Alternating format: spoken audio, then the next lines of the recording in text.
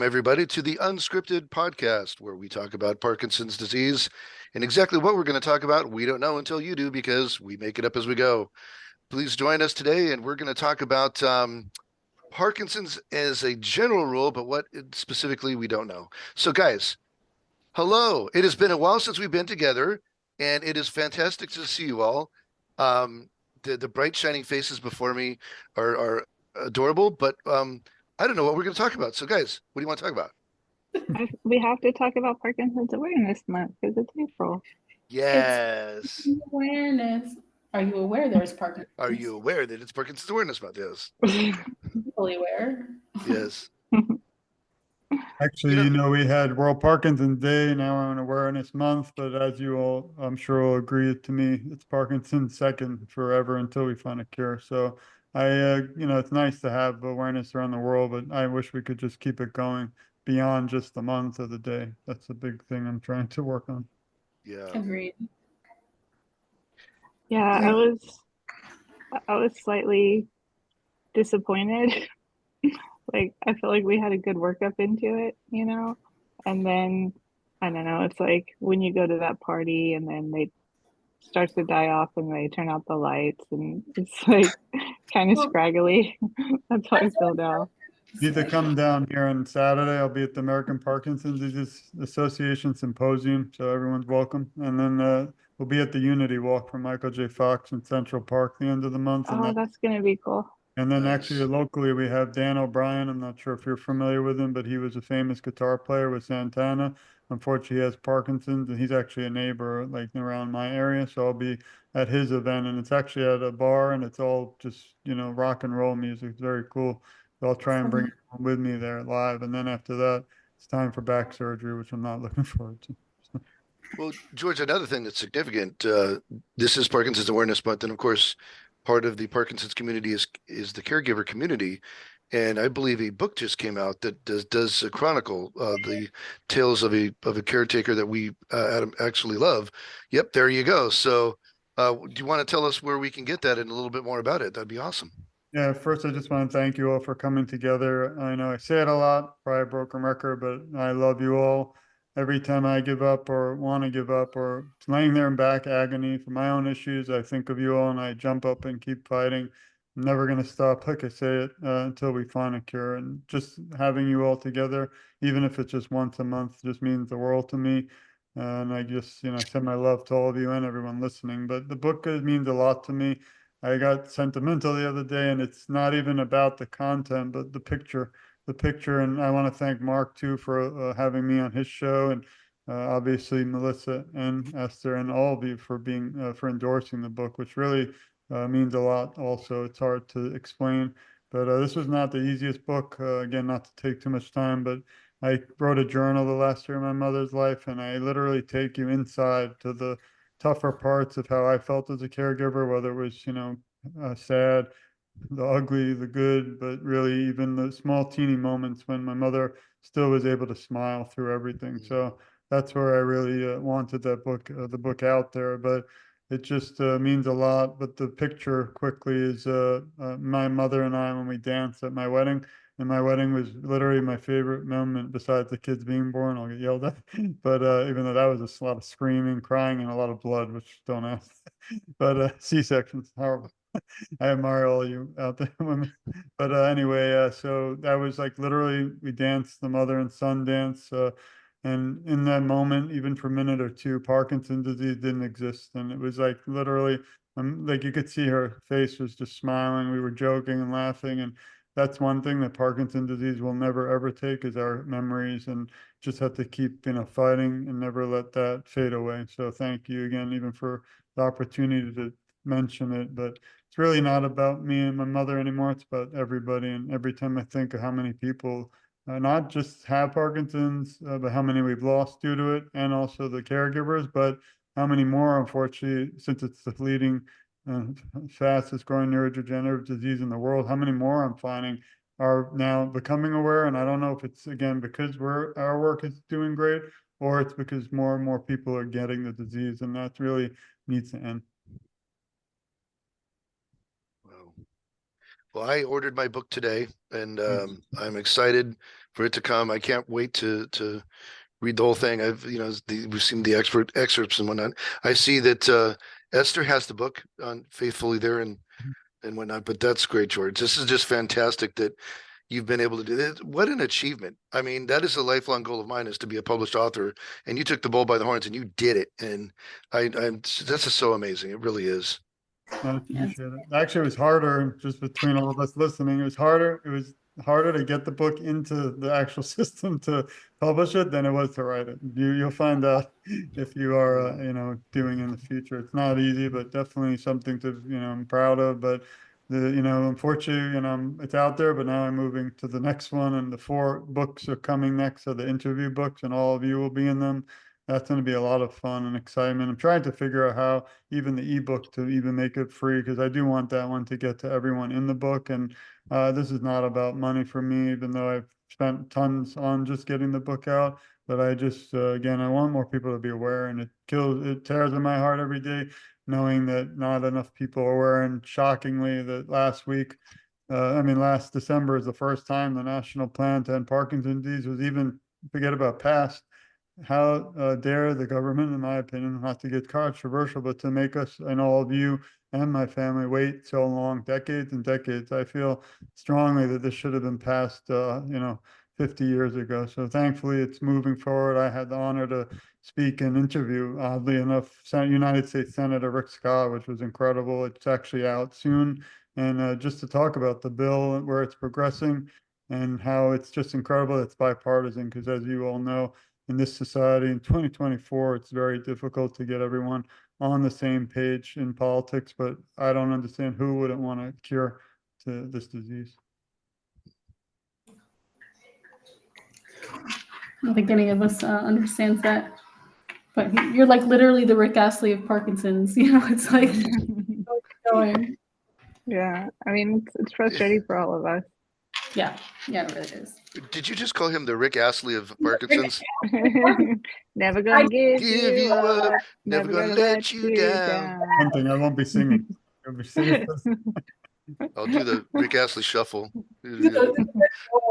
Yeah. I don't know if you want to go this way, but I have a list here. It's gone. This is the same list for 4 months now, because I love talking to you all. We never get to them. But one thing I get often asked, and it's actually the name of a chapter, is symptoms or the first signs. Maybe for the viewers who maybe aren't, and because I like to reach people who do not have Parkinson's, and people aren't aware, plus, of course, the Parkinson's community. But maybe we can all talk about something about symptoms, the progression for all of you. And I know some of you actually have to take specific medicines, or we can't even, get on here. And I always worry about you all and your health. And even if I'm texting you midnight to see how you're doing, I thought you were going to show us some of the medicine, but feel free to do that. No.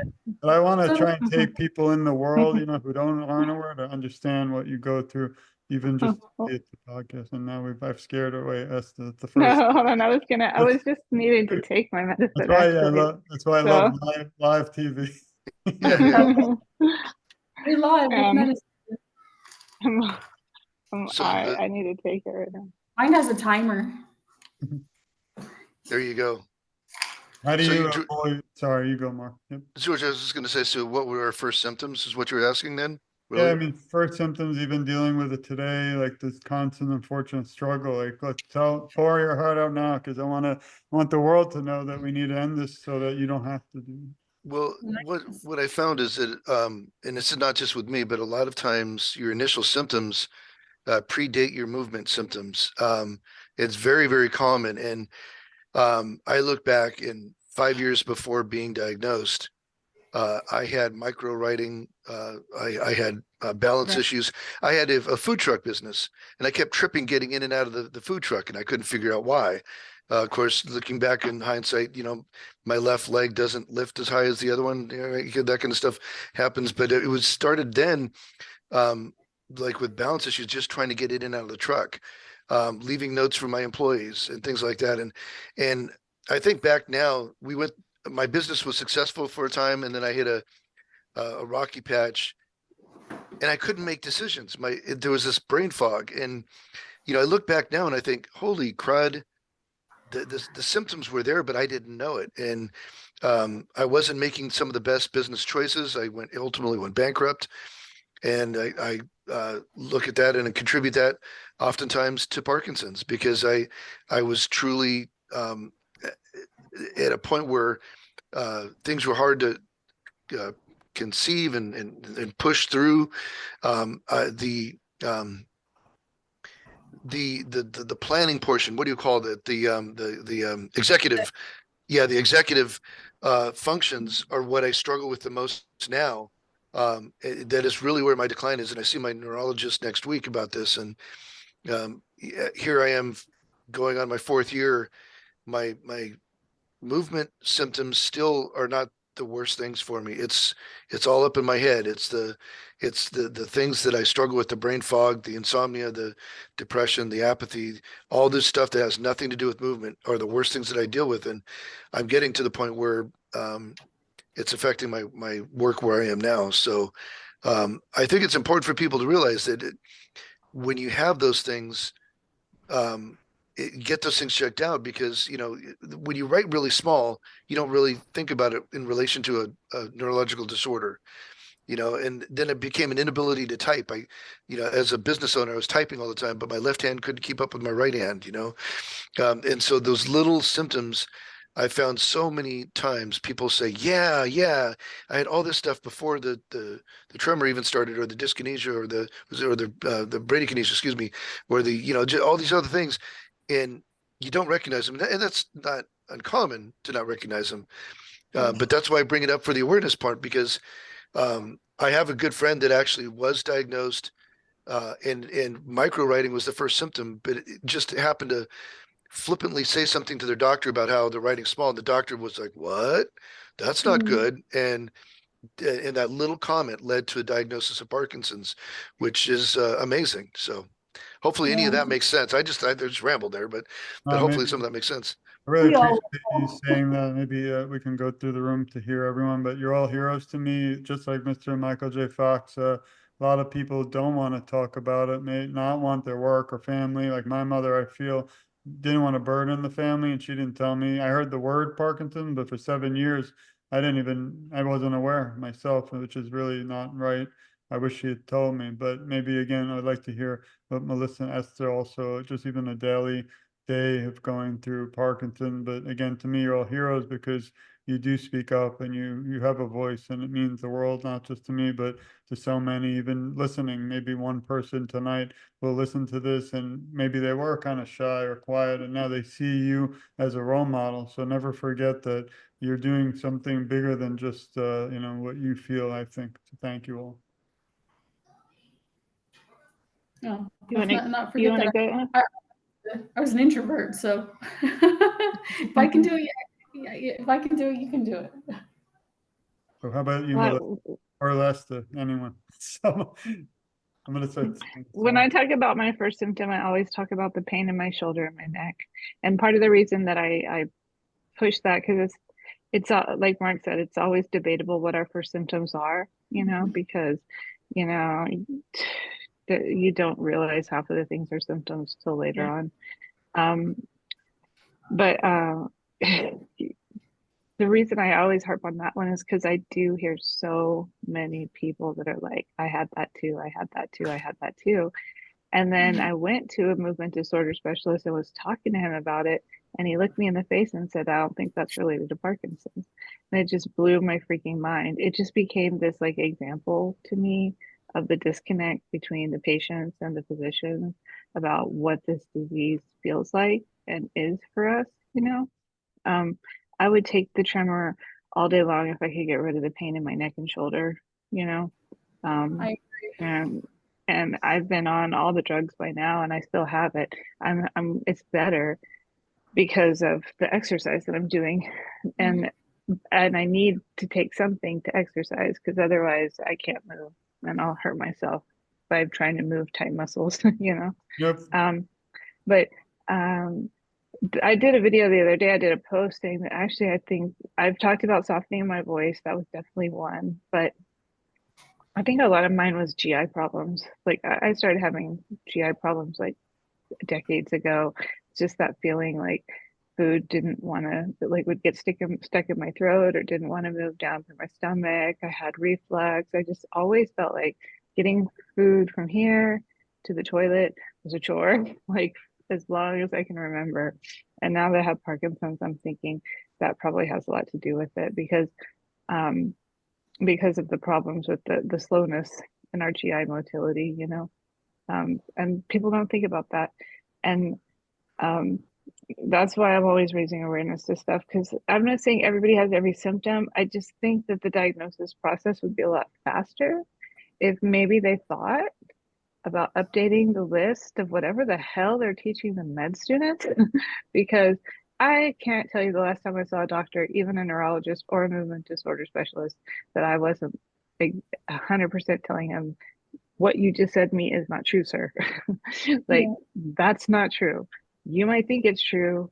And I will say, I can get 15 people on a phone right now that can tell you that that's not true, that have lived with Parkinson's. I don't, like, try me. Go put that on a comment in one of my posts. Go hit me up on LinkedIn. These are not facts. The stuff that they're talking about, like, it might be true for the last 5 people they saw in the last decade like us, but they're going off their own anecdotal experiences. And the community is so much larger than that. And that's what really angers me, is like, don't tell me this isn't related to that, you know. The perfect example of that is anxiety. I mean, so many people I know with Parkinson's, their doctors, especially women, said, well, it was just anxiety. Well, yeah, it was anxiety, but that's also a symptom of Parkinson's. And I remember giving a talk to a group of doctors, and I said that, and they were just like, huh? Like, and I get frustrated. So I'm like, once again, I am here to advocate and to educate, but I can't be expected to educate the whole medical field.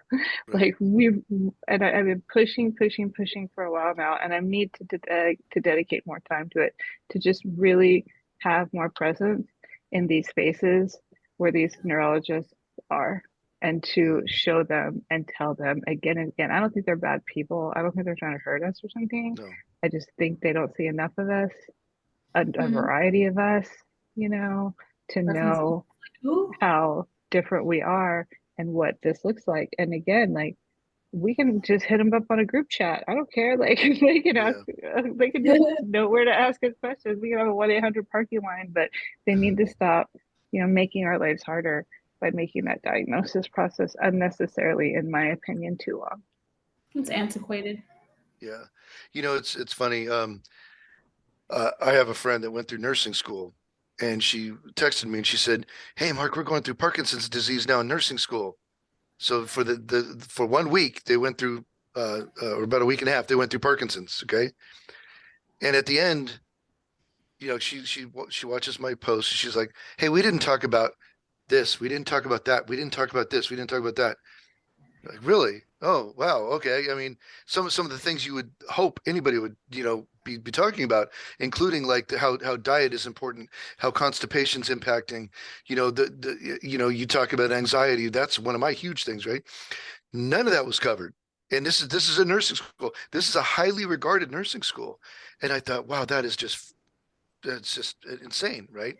Um, but that's the way it is. You're just not going to see that. And Esther, to your point, it's so critical to get the healthcare professionals trained. And you know, that's part of what the Parkinson's Foundation's trying to do with their training, specifically for people in the healthcare industry. And that's the reason why. But then they have to be willing to learn. And a lot of them, if you have an ego, they're not going to do it. You know, I know about this. Well, it's also convoluted. There's also convoluted. I'm gonna play devil's advocate for a minute. I'm just gonna break in here and give myself the opportunity. Let me play devil's advocate.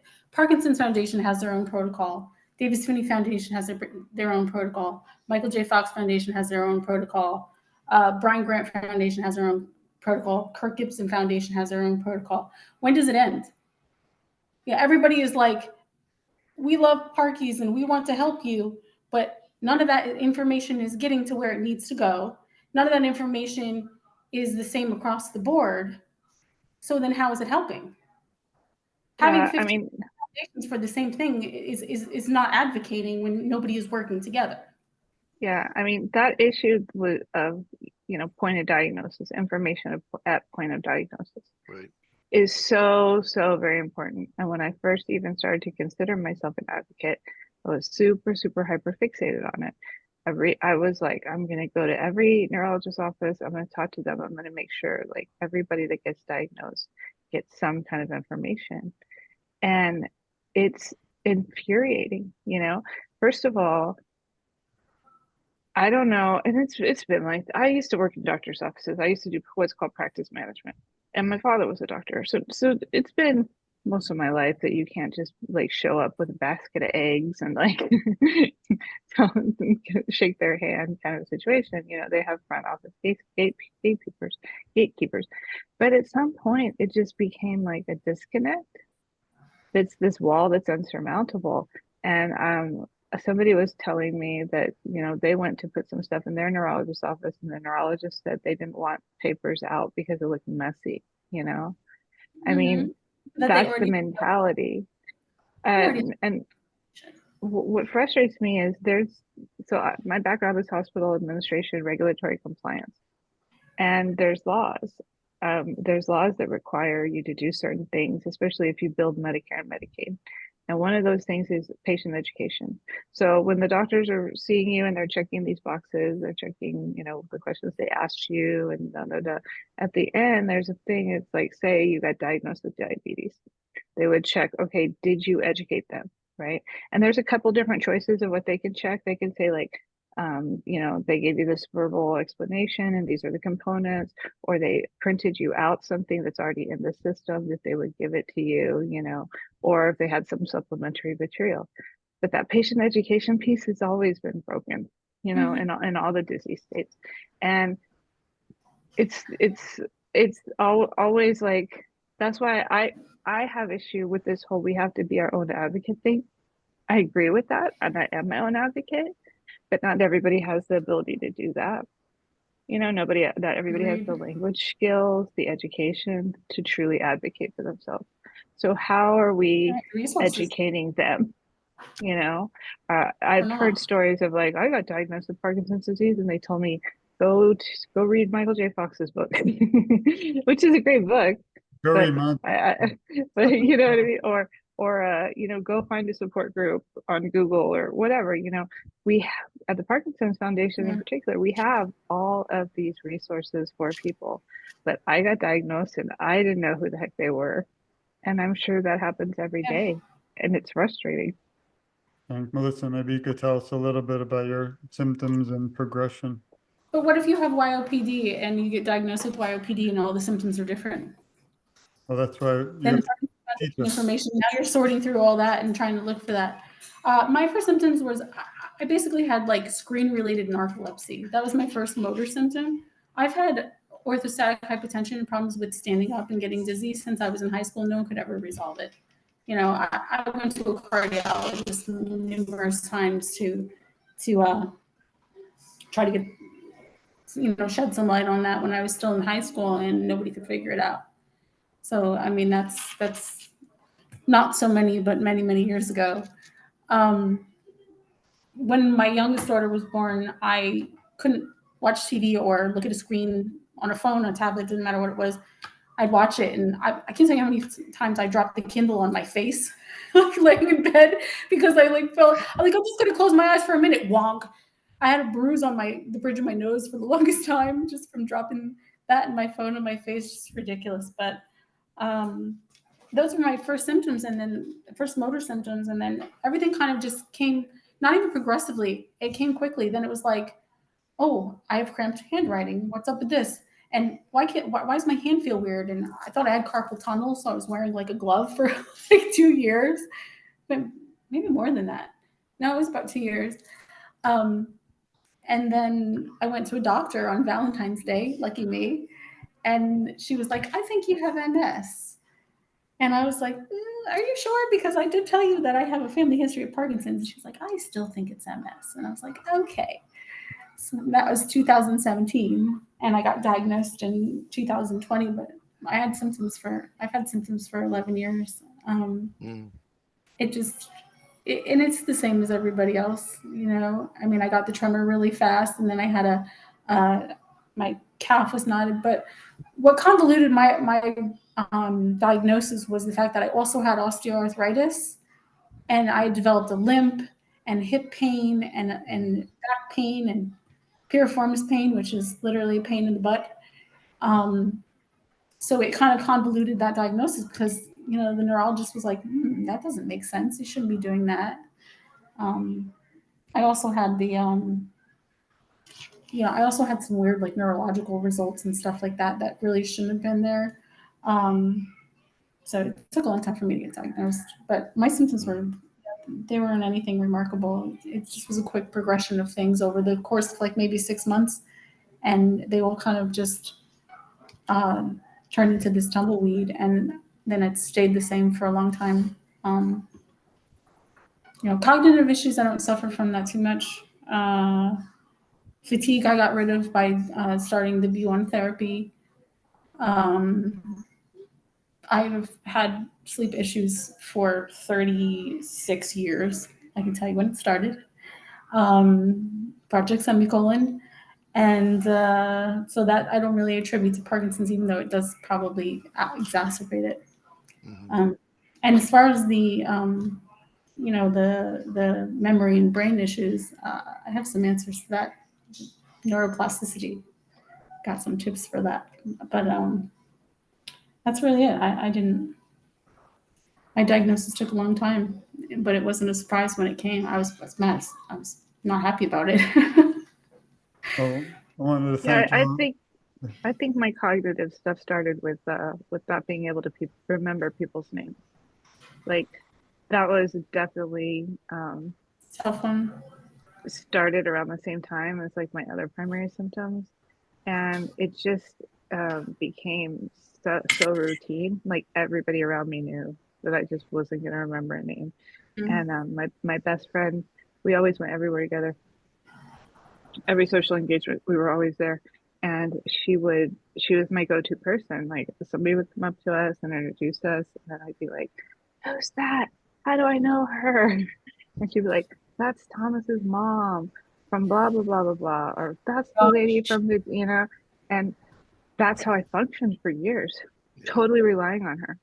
And my kids, when they got a little bit older, I'd be like, "Whose mom is that?" And they're, "That's so and so's mom. That's my teacher from last year," And it took me a long time to realize that wasn't normal. I always thought I was just like forgetful or just like a silly person. And now when I meet people, I'm just like, "Hey, I got Parkinson's. I'm not gonna remember your name. Like, if you walk away and come back, I'm not gonna remember your name." Mnemonics don't help you? Do you ever use mnemonics or anything like that? Try to remember things? One thing my bestie did always say to me though, is she's like, "But also, Esther, like, I don't feel like you really care." And she's right. Like, I just also that was me. I just don't really care. Like, I mean, I hate it when we're at a party and my husband is there and then I have to introduce him, because then I'm like, "Hey, this is my husband, and this is," linger. So it kind of embarrasses. It becomes embarrassing. But she's right. Is that once you lose, I think, certain just skills for a lot of different things I do, even with the tremor and stuff, like you just let it go because you just have to, But I bet it. You touched on something I wanted to shift. I want to thank everyone for bringing that up. Unfortunately, we don't have as much time. I think we could talk for 10 hours, but you did mention your husband. So maybe first we touched on symptoms, progression, but I wanted to shift and not to leave that area because we could always definitely come back, but to who helps you in times of struggle. I get that a lot. I'm lucky. If it wasn't for my wife, I probably wouldn't be able to get through the advocacy part either, because there's days where I'll give a speech, even a summit or things, and I'm fine. I walk in the next room and I start falling apart, even though I'm 6'2", 200 pounds and policing, because none of it matters when I miss my mother every day. And then I think of all of you still struggling, but maybe we can go through the room, start with Mark, who's your superhero, who's there to support you during tough times, and try to get this, more of like a positive light, because I know everybody needs support, and hopefully we all have it. And if you don't, you always have me, and everyone out there always has your back too. Well, you asked me that. Now it's going to sound like a canned answer. I mean, the three on this call with me, you three are people that I will text. I get source and encouragement from you guys. I'm serious, and that's no Yeah. lie. You three are here are three of the people that encourage me the most. Um, uh, You you deserve guys it know what's that? because you deserve it. Well, thank you. Um, and well, that's the thing is I'm comfortable. Everybody on this call, I'm comfortable with you guys, and I Mhm. can I can be myself, and I can say life sucks, and I can just whatever I want to say. You guys know I do the other podcast with Nikki. Nikki is my BFF. I have texted her at 2 a.m. She's dropped everything to talk to me. She obviously is a huge source of encouragement. And there's others in the Parkinson's community. I interviewed Anna the other day, good friend of mine. Um, there's just good people around, um, and that's really, frankly, it's all virtual. Um, from a family perspective here locally, don't really get it. I had local support. My best friend Brian died in early December, and he was the only local support that I had. And so it's all virtual for me, but that's okay because virtual doesn't mean it's not real. And the support that I get from this community is insane. Yeah, So I got to leave it at that. So it's you guys. this is a great community. It really does. This community lifts each other up. Nobody falls here. We might stumble, but nobody falls. Yeah, No, you it's guys are exactly amazing. the same for me. Like these are my two that I like, those two people. And I know I was talking about my husband, which is what kind of, led us into this. But I'm just going to be really honest. As much as I love my husband and I know that he loves me, there's just, and I see it in other people with Parkinson's marriages, there's either some kind of leap of understanding that occurs that brings them closer together.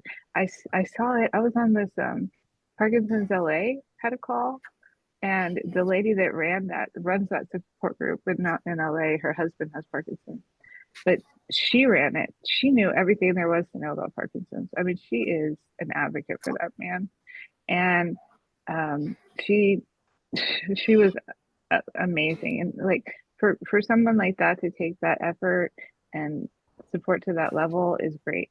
But like my husband works like 80 hours a week, and that's just not realistic to even have that expectation for me on him. I mean, he has enough pressure that he's on.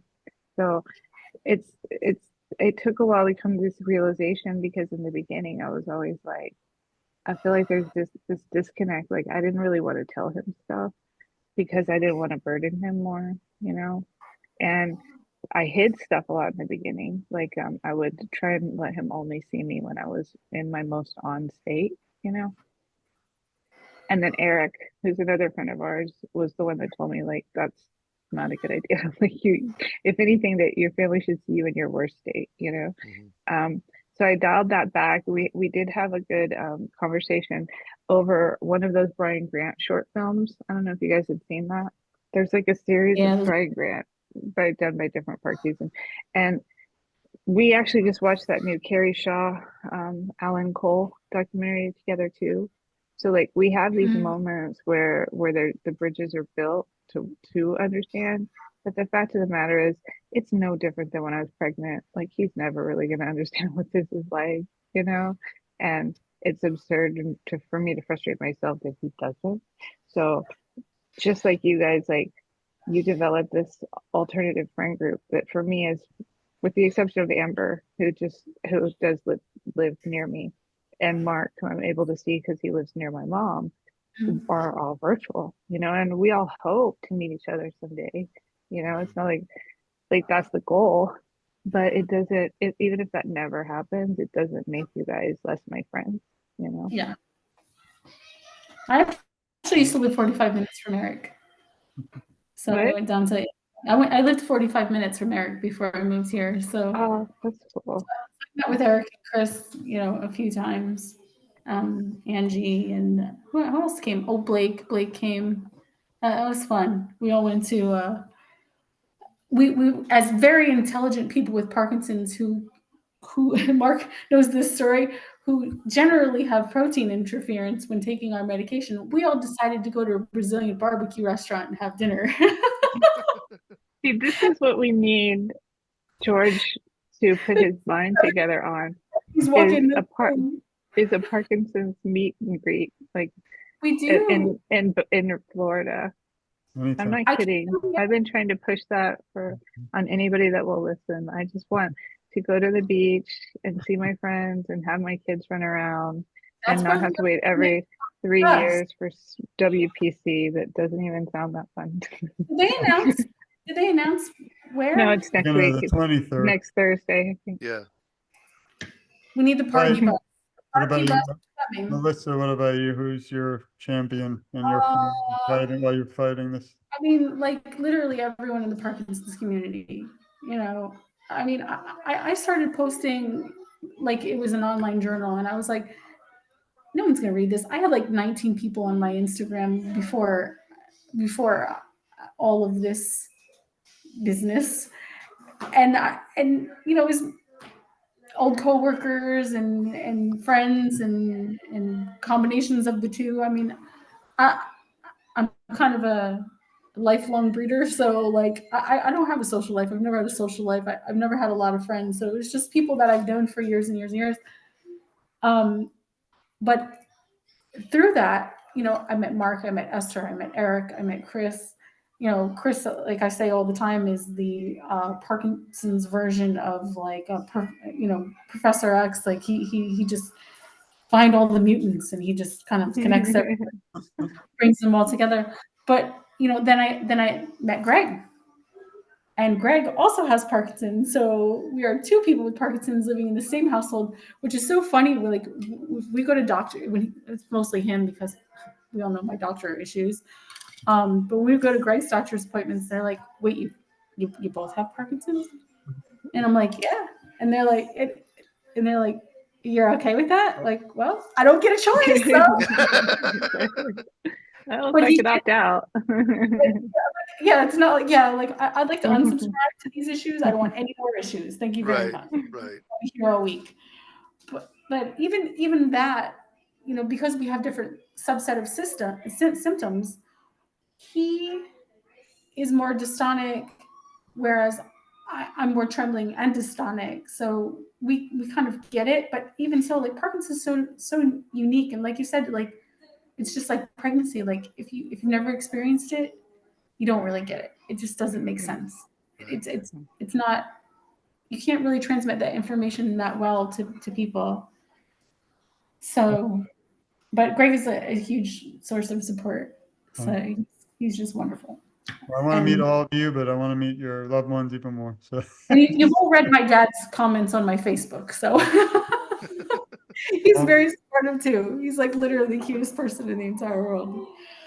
Well, as we unfortunately we have to wrap up soon because everybody's I hear children screaming, and we're all the great thing everyone not realizing this is we're all in different time zones. So bringing everyone together it's even not easy, but it's such an honor to be with you all. So maybe we could go around the room one last time and just see what projects you might be working on or some good news you might want to leave us with. I'll do at the end if anyone else wants to jump in first. We dropped the podcast. Yes, we dropped the podcast. Yay. Part of the YOPN Living Well Starts Here podcast, which is now a vodcast because we have video. So Nice. welcome to 2024. So a first episode went out. A second episode should be coming out very shortly, next week, next Tuesday. It's been going pretty well. We got some good feedback and things like that, and we're gonna have some guest speakers and some interesting topics, things like that. So it should be fun. I hope everyone likes to tune in and check it out. Other than that, I don't have anything going on. Parkinson's Looks Like Me continues to be Parkinson's Looks Like Me. They changed the qualifiers on that, so I can no longer get insight on it. The last I checked, it was at 28 million views worldwide. which is pretty crazy for a hashtag that I just used to describe myself. But if anybody knows me, they know I can start a riot. So it may raise its weary head again. Thanks. Melissa, you can start a riot. I'm the reason for the riot. You know, I'm the Frankenstein that they bring all the torches and pitchforks for. You're you're actually a reason for it. It's No, not true though. I just wanted to share with you. I had the chance to be a moderator at the showing of the Parkinson's movie that was shown on PBS, and the audience, mostly obviously Parkies. I mentioned to them, well, somebody raised a question: how do we find out more about Parkinson's online? And I said, look up the hashtag Parkinson's looks like me. And I just brought up that hashtag. I said, that's one that a number of my friends and I use to tag ourselves, and you'll find a ton of information just following that hashtag. And a bunch of people were doing the, oh, cool kind of stuff, right? No, it's amazing stuff. So, Melissa, thank you for doing that. That Because there it is. Like you go on the internet now and it's right there. right. And it's funny because I don't really see my face because I don't post a lot, and also a lot of my postings are writing, and thank you to anyone who reads it because it's long. I ran out of characters yesterday. Had to delete. The one time I don't like copy and paste it from my Google Docs. But it's really cool because you see Esther's face like a ton. You see Mark Hogman's face a ton. You see Mark in the Park's face a ton. You see, oh gosh, you see Amber. You see, like all these people that we know, but other people don't. And like how amazing for people, particularly with people with young onset Parkinson's, to just throw in this hashtag and be like, oh my gosh, it's not just me. Oh my gosh, it's not just me. If I had found that when I was diagnosed in 2020, that would have been a gold mine. Dr. Google was telling me I was going to die in 20 years, in horrible ways, and that, nothing was sustainable. And then here's these people going, nah, that's garbage. Like, that's not true. Like, don't listen to that. It's amazing. It really is amazing. I'm so proud of this community for, and so grateful to people like you who forward it, because it literally does nothing for me. I have nothing to do with the t-shirts. I have nothing to do with like anything that's out there that has to do with Parkinson's like me. That's not me. I'm just the moderator. Esther, what do you got going on? What do I got going on? What's that? You've got a million things. So yeah, I mean, well, the main thing obviously is like Mel said, is the podcast, and then we have another thing coming up with YOPN that hasn't dropped yet that we're excited about. And then I have been collaborating on an app for Parkinson's that was developed by a mother in Australia whose son has cerebral palsy.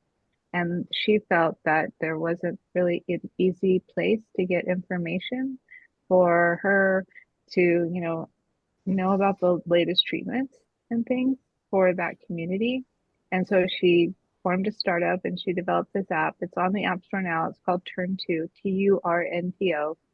That one is just for cerebral palsy. But since it was so successful, she decided to include other conditions, and Parkinson's is the next condition.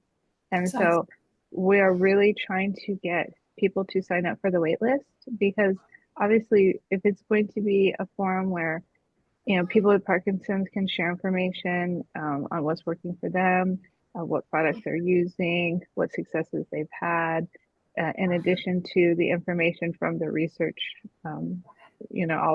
every day there's like a new study, a new drug being tested. Like it's gonna bring all that stuff together, but we don't want to launch it until we have enough of a community around it to where it's going to be really productive, because the premise behind it is it's different every day.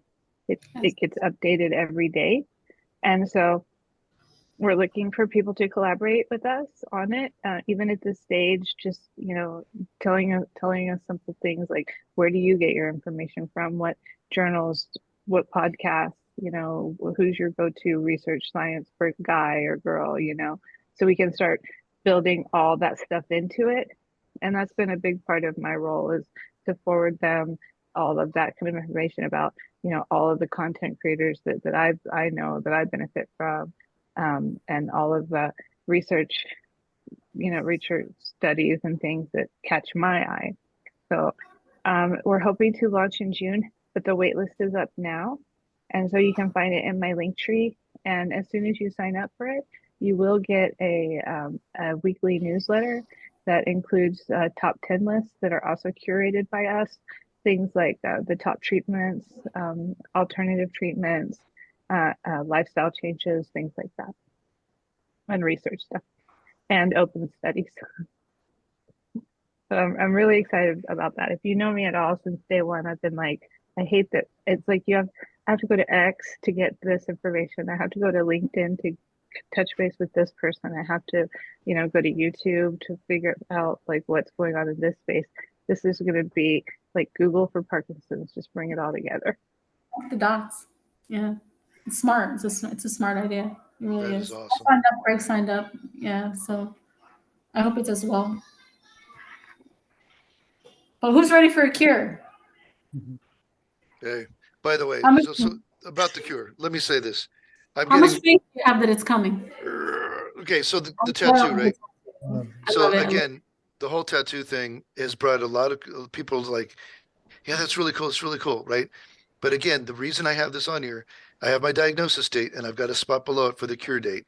And Yes, that's sir. what leads me into a lot of conversations about how we need support for the, you know, the built in Parkinson's, things like that.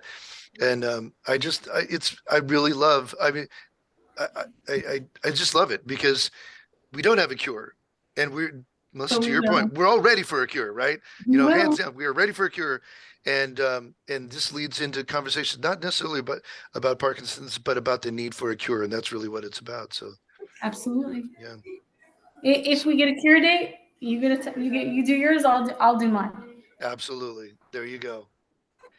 So as far as what I'm working on, again, I'm working on a number of things away from the online community, but they're good things.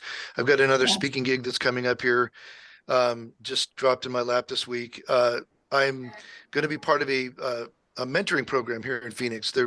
It's not with the Parkinson's Foundation, but there's Parkinson's Foundation people that are driving this and working with the local organization, so that people with Parkinson's, when they're diagnosed, have a person that they can have as a mentor to help them through the feelings, the emotions. I think it's a fantastic idea. I mean, having online, you know, having resources and stuff, but when they approached me with that idea, I was like, this is just phenomenal. So That's what real we're trying excited to do about that. here. Yeah. I think it's Great. great. So my training's coming up here and I'm going to be doing that. Of course, the podcast is keeping me busy, things like that too. So there's a lot of things going on there. There's also another Phoenix-based project that I'm being possibly pulled into that I can't really go into detail on because there's still variability to it. But Mm. there's another thing that I'm kind of being teased with that I really kind of hope comes to fruition. So there's a lot of good stuff, and I'm trying to post when I can. I just really, again, I just love seeing what's out there. What I really love seeing this Parkinson's Awareness Month is some of these new people jumping in and getting involved. And I saw, Yes. I saw Anna's post, which thrilled me to death. But Beth online, I see Mhm. her posts, and I'm just loving it because you're seeing these people get out there and getting in the foray and getting involved, and I just think that's fantastic. So Because I think after a point, like you get tired of seeing the same faces after a while too. Like we all love everybody in our community, but we've all said all the things that we need to say. yeah, And as you progress with this condition, um, you need to see something different. right, So people like that are wonderful for the newly diagnosed, because the rest of us, the conversation may sound a little bit different. Like right, I don't need to hear about your symptoms and your first diagnosis and things like that because I've heard 100,000 stories like that. If you want to tell me, I'm more than happy to listen. But there are people out there that need to hear that, and it's great to have new voices and new faces and things like that to represent the community, because Parkinson's looks different in every single person. I think it's fantastic. Yeah, and it's funny. I was watching somebody post online, and this person has quite a following on Parkinson's and very popular online. And he made the statement, "Nobody's really talked about this before." And I'm like, "Yeah, I did about a year ago." You know what I mean? But I don't mean that negatively, because to your point, Melissa, I mean, it's buried in my feed. You'd have to go dig way down to find it. And it's like, that was my initial thought was, oh yeah, well, I did it. But then it's like, to your point, it's like, you know what? No, we need to keep talking about it. And if I've already talked about it, I don't need to talk about it again. Somebody else can talk about it, Yeah, So absolutely. Now. Just pass the baton. We were Greg and I were talking about today, pass the baton, because like it gets stale with some of us, but we still need voices. But the thing is, we all still need to be saying the same thing. And that may not necessarily be like there's 10,000 people diagnosed worldwide. There's 1 million people in the United States. There's approximately 100,000 people affected by YOPD. And, those stats are important, but what they really need to hear is like, it hurts. It's not cost effective to keep. It's not sustainable. There's a bill that we're trying to pass. Like, those are the things that people don't know. Like, we don't need 100 people posting the same picture of Michael J. Fox 100 times. He's very inspiring, but I'm gonna go remove it right now afterward. George is like, it's good because it forwards the message, and I think that's wonderful. On a lighter note, somebody literally, I kid you not, because like I said, I'm like on all the platforms. Somebody literally posted on that I know, a post that was like, "Are you kidding me? Like during this Parkinson's week, we don't need like shiny happy people posting top 10 signs of or symptoms videos, blah blah." And I was like, that was literally just what I posted. Like I had just posted that on another platform. So then I was sitting there and I'm like, does this person go on that platform? Like part of me wanted to be like, you said what? Like immediately so I went in, I was like, and then I'm like, well, it is possible that person isn't also on Instagram, and I know most people aren't on TikTok. So I had to like calm myself, but it bothered me so much because it was so descriptive of my own post that finally I just messaged that person, not like a very innocuous, like those eyes that are like, it was just like, well, it's like, and they were like, oh no, that wasn't about you. Not that I even still believe that, because who else is cranking out those top 10 videos? It's just this girl, okay? I think realistically, am I wrong? Is anybody else doing those? That's too funny. Love the thumbs up there. Love the thumbs up. I also love the product placement. George has got the book up over his shoulder there. That's awesome. Yeah, as we have to wrap up, but because we're out of time, but maybe next time I had a little passage I want to read to show how grateful I am to my wife's support. She actually has this whole chapter that she included in the book, because without her, again, I wouldn't be able to even get through advocacy. But just one thing on togetherforsharon.com, as you know, I'm always trying to brainstorm how I can help people. And we started 3 little sections, actually one just this minute, but one is in memory. It's going to be my follow-up book in the future, but in memory of all the people, unfortunately, who we've lost due to Parkinson and their families, because I think they still matter and their voice also counts. So we had all those people, like imagine the millions of people, families that we could bring back. We would have already ended this. So we need them. Also, I started an area called People with Parkinson's. And to me, it's an amazing spot where people like Mark, actually, I just list a few sentences about his work and his website. Completely free. Maybe I could put your link tree, Esther, and also Melissa, if you have link tree. I just want to be able to somehow And again, no, nothing personal to the big organizations because I love them all, but I want the regular people like all of us to be able to pay for your medicines. And if you do some beautiful thing like a show or a website or make mugs, because we all know Steven's the best, or an artist. I mean, I'm just trying to gather. We have like 15 now, it's growing, but I want to have a place where a resource where everyone who has Parkinson's can actually reach everyone. And again, the big organizations are great, but sometimes it doesn't go down to the regular people like all of you. And I don't want you to have to pay for medicine. So that's really the only goal. And I want nothing in return. And today I had a weird idea to start a resource section for people like authors of Parkinson's. And I'm going to start putting like their little book and just a link so people can buy it directly.